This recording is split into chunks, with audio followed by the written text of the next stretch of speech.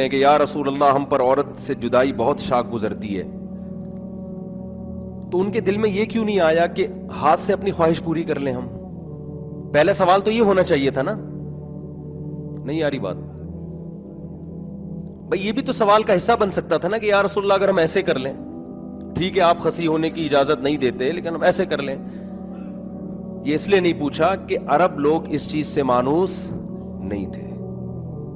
میں نے یہ جو پہلا دعویٰ کیا نا کہ یہ نیچرل نہیں ہے، خود سے کسی کا دماغ اس طرف نہیں جاتا، یا تو دوستوں سے سنتا ہے یا فحش چیزیں دیکھ دیکھ کے خواہشات اس کی بھڑکتی ہیں. ورنہ بالغ ہونے کے بعد جو خواہشات بھڑکتی ہے نا تو وہ عورت ہی کا خیال آتا ہے، شادی کا خیال آتا ہے کہ میری کوئی بیوی ہو، ہاتھ کا خیال نہیں آتا. میرے علم میں کوئی ایک صحیح حدیث بھی نہیں ہے جس میں صحابہ سے یہ سوال منقول ہو کہ انہوں نے نبی سے جا کے باقاعدہ ہاتھ سے اپنی خواہش پوری کرنے کے بارے میں سوال کیا ہو نبی کی زندگی میں. اس سے پتہ چلتا ہے کہ عرب لوگ اس سے مانوس نہیں تھے. وہ جانتے ہی نہیں تھے. کیوں؟ بر وقت شادیاں ہوتی تھیں ان کی، وہ جانتے ہی نہیں تھے کہ یہ کیا عمل ہے بھائی. اور جس کی دیر سے بھی ہو رہی ہے وہ بھی نہیں کر رہا ہوتا تھا. بعد میں تو ٹھیک ہے جب اجمیوں سے اختلاط ہوا تو ایسی روایات ہمیں ملتی ہیں.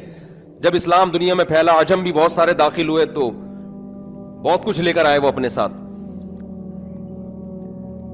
حضرت عثمان بن مظعون سوال بھی نہیں پوچھ رہے. سوال نہ پوچھنا اس کی علامت ہے کہ ان کا دماغ اس طرف گیا ہی نہیں.